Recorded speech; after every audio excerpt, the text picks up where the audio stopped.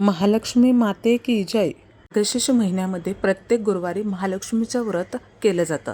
तर मार्गशीर्ष महिना हा श्रावण महिन्या इतकाच पवित्र मानला जातो, कारण भगवान विष्णू आणि महालक्ष्मीची भक्तिभावाने आणि निष्ठेने श्रद्धा करण्याला फलप्राप्ती नक्कीच होते।